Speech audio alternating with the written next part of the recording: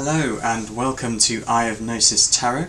My name is Ewan and today we return to the Thoth Tarot deck and the Suit of Wands, taking a look at the Six of Wands. Now if you've not seen the previous videos in this series, I highly recommend you go back and have a look at those to give a bit more context to this card. And if you just want to skip straight to the Divinatory Interpretations of this card, there is a timestamp below in the description. But once again, I recommend you look at the symbolism and the interpretations of this card in a broader sense at the beginning of the video to give you greater context when you come to the Divinatory Interpretations. So without further ado, let's look at the Six of Wands. So here we see six glowing wands all crossing one another in this grid-like pattern, and these are in hierarchical order. So we have the wand of the Minor Adept, which we saw in the last card and in Three of Wands. We have the wands of the Major Adept, which we also saw in the last card and Five of Wands. And finally we have the two caduceus. These are the wands of the Chief Adept, and we saw one of these in the last card. 9 sacred flames burn where the wands cross one another, and they are reaching up from the sign of Leo towards the astrological sign for Jupiter. And the whole arrangement has this wonderful violet colour to it. It's almost a lavender colour. So 6 is one of the most exalted and balanced numbers after the supernal triad. Indeed, 6 is the perfect reflection of the triad and brings 3 to its greatest potential. It is the heart of the Tree of Life and is known as Tippereth, beauty. And this is personally one of my favourite Sephira, if you can have a favourite Sephira. However, this beauty is not simply aesthetic beauty, but rather the glorious beauty of compassion. And we'll come more to that concept later on. Tippereth is the hand of consciousness, and it is reaching out from Kether towards Malkuth, uniting being, awareness, and presence.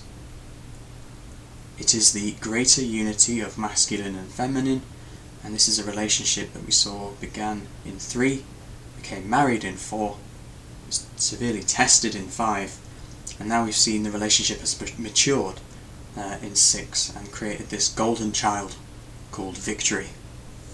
You can just see here at the bottom of the card.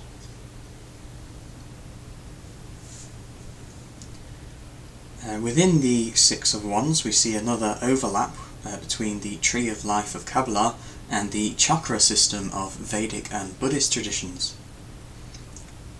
Tippereth shares many attributes with the heart chakra, Anahata, and they are both the central sphere through which energy or consciousness passes, and both represent balance, love, beauty, compassion, and harmony. Their shared number is the number 6, and this is the balanced union of the two triads. That from above the abyss, known as Purusha in the Vedic traditions, or the self, and below the abyss, the Prakriti, or nature, which you find in the chakra system in Vedic traditions. And thus, with these two triads unified, we see the universal hexagram born, which is known as the Seal of Solomon, or the Star of David, but you also see it throughout a lot of Eastern traditions as well, most notably Hinduism and Buddhism, and we see in the symbol for the heart chakra, the Star of David, or the Seal of Solomon is also known. The balance and harmony of 6 expresses itself as compassion. Geometrically, it is because all points are now mutually centred and observable. This creates awareness, equality, empathy, strength, and action. Together, these accumulate in the ability to support one another's existence. In other words, compassion. And just a note here on the psychology of compassion, on the work of Dr. Paul Gilbert. Essentially, compassion has 5 stages to it, and these equate to the 5 principles which I've just outlined there. So we have to be aware of suffering first. We need to recognise our common humanity and ability to suffer. These competencies, in turn, lead to empathy, which is the 3rd step of compassion. Then we need to use our strength to overcome any difficulties surrounding that suffering. So that could be as mundane as being afraid of blood if someone is bleeding, or something more complex such as their emotional suffering triggering emotional wounds within us. So overcoming those difficulties takes great strength. And finally, and arguably the most important part of the 5 steps of compassion, is that action principle. We need to act upon it if there is suffering, or act in a way to prevent future suffering. Philosophically, we see this expressed as the creator, so the 1 and the 2 and the 3, the supernal triad, understanding and becoming a part of its creation, which is the 4, 5 and 6. So we see here the merging of the metaphysical and the physical. Psychologically, it is the consciousness and the ego merging into the self, or the Atman, as it is known in Vedic traditions. And the herald of the Atman is the superego, which we may interpret here as Jupiter. So this is the wise, expansive part of our ego, which oversees all the other parts, or at least in theory does. Archetypically, this means that 6 is the saviour archetype. It is the one who understands that all is one and has a connection between the metaphysical and the physical. They are the link between the 2 realms. And they are willing to sacrifice their individuality to enlighten others to this truth that we are all one. So here we see how and why Tiphereth is sometimes known as the Sephiro of Christ consciousness within Christian Kabbalah. And it is also more contemporary writers and authors have likened this to Buddha nature within the Vedic traditions.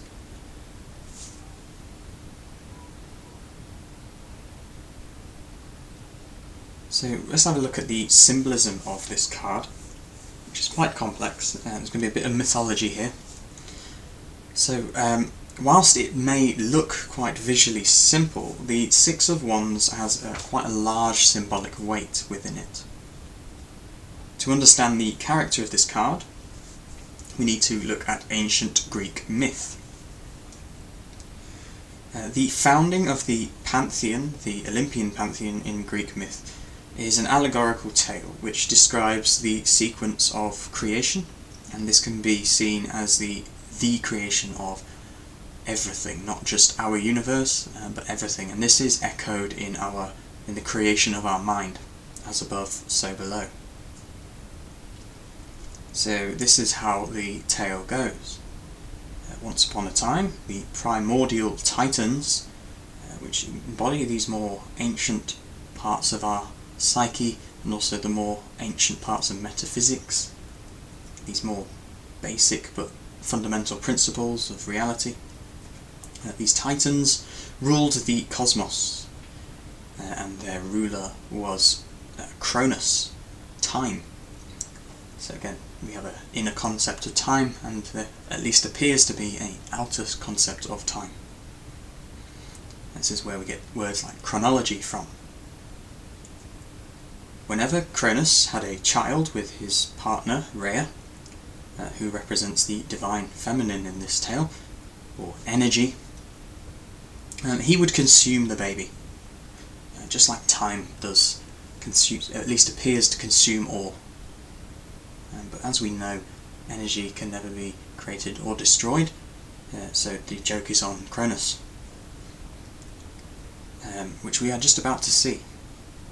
So, one day, Rhea had a child called Zeus, and she, being quite fed up of her husband eating all her babies, decided to hide the child, and instead gave Cronus a stone swaddled in cloth, tricking her husband into swallowing it. Meanwhile, Zeus grew up to maturity in secret, and then overthrew his father one day and became king of the gods, and condemned all the other titans, either destroying them or giving them a nasty task. So we have Atlas, who had to carry the burden of the weight of the world on his back, which is a bit of a symbolism for the mind. And then we have Prometheus, so forethought, was bound to a rock, and the reason for this was that Prometheus decided to give the flame of life to humanity, take it away from the gods. And Zeus wasn't too pleased about this, because he knew that whilst this is a beautiful thing, consciousness essentially, it can lead to difficulties too, Murphy's Law and all that. If we can do it, we probably will. So, but we'll come to Prometheus when we look at the Hanged Man Major Arcana card, so I won't go too much into that, but there's some poignant symbolism there in the dangers, but also the benefits of being able to think ahead. But going back to the tale of Cronus and Zeus, we can see that this is an analogy for the evolution of both the micro and the macrocosmic superego, which we were talking about earlier, and how in a mindful state it can free itself from the limiting construct of the demiurge. So the demiurge is a figure we talked about in the last card, and it's essentially the Gnostic notion of, well, it was in the Four of Wands we talked about it, sorry, but it's the Gnostic notion, it's the Gnostic Christians, of this. It's essentially the God of God. If the supernal triad is the actual existence, the God with the capital G, then what it creates is this awareness which then thinks it's God. It's like a little God, hence demiurge. And in this sense we see that the ego, or time, Cronus, is that demiurge, believing itself to be the master of all. But as we said earlier, the joke is on that demiurge because energy cannot be created or destroyed. In the Tree of Life, Cronus's ascension is essentially coming from Bina, the observer of the beginning, which is 1, and endings 2. So, to put this into context, Cronus is born from 3. It is not 3. So 3 can see a beginning and an end, which is 1 and 2. And then as soon as that is born, that understanding, we see 4 is born, and hence 4 is that stability of time, which is Cronus. Again, the stability is expressed by the fact that 4 makes a square. Zeus is an extension of energy, Rhea, his mother. Obviously he came from her, and is outside of Cronus's limitation. Again, it can't be destroyed or created energy. And thus he can overthrow his father, and that revolution we saw in the Sephirah of Geburah 5. This cosmic superego is the perfect reflection of the first principle, that being the one. So if we look at the Star of David, whilst all points are equal, if we were to take any one point, there would be an opposite which perfectly mirrored it. Again, as above, so below.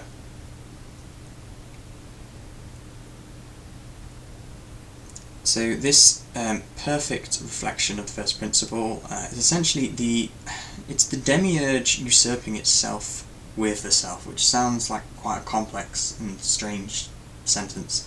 To put it more simply, awareness becomes aware of its own fallacy. So the first awareness is like, I am God, and then that awareness goes, oh, maybe I'm not, maybe there's something more, maybe I am both, I am God and so is everyone else. So here we see that 6 is a complete number, just like 3. It's very objective. And like 3, it is harmonious. However, it also shares the qualities of 4 and 5, so it is both stable and active. So it's not so stable, it's not moving like 4. It's not stuck. But it's not so chaotic like 5 that it keeps falling over. We have this perfect balance, and that is, of course, embodied by the hexagram, or the Star of David, Seal of Solomon. Call it what you will, it's essentially 2 triangles merging with one another. And this concept we also see, once again, going back to Vedic traditions, is the concept of Shiva and Shakti uniting. So this is the divine masculine and the divine feminine principles. So it's when doing and being are an equal measure. And we see this, of course, in Taoism as the yin and the yang symbol. So essentially, the 6 adept wands we see here represent balance. They're all perfectly symmetrical. Each of the 3 wands is duplicated to express the simple equation that 2 times 3 is 6. Whilst this is obvious and almost childlike in its simplicity, this is kind of the point of Tippereth. Whilst 6 carries the weight of creation's complexity, its balanced state allows 6 to cut through such a burden, reminding us that all is ultimately one. So in other words, we're just putting that weight of the world on Atlas's shoulders. We don't have to carry it, because we know that we are ultimately free.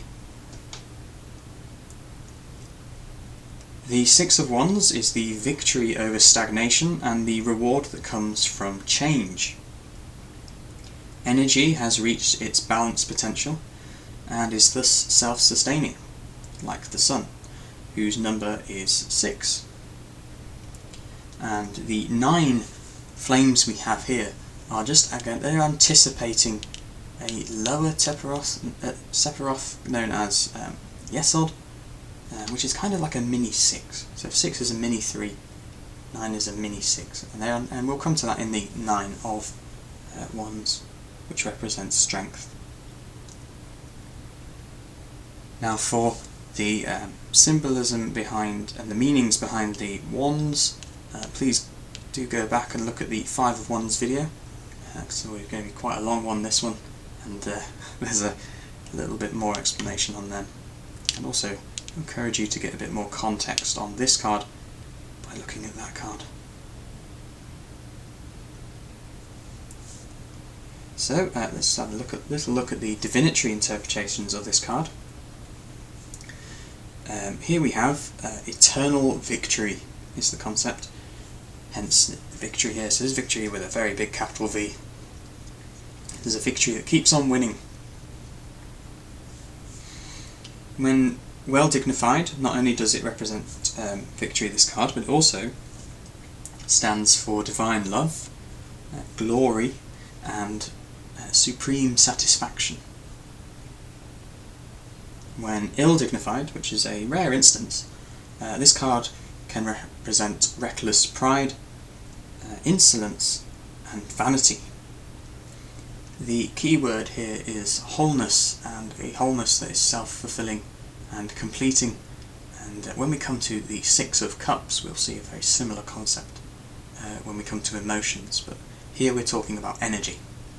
So this is like the sun, so the number 6. It is a fusion reaction that just carries on burning. And now, of course, in our modern age we know that the sun will eventually die, but our ancestors, who created a lot of this symbolic meaning within the planets and the suns that they saw in the sky, they didn't know that.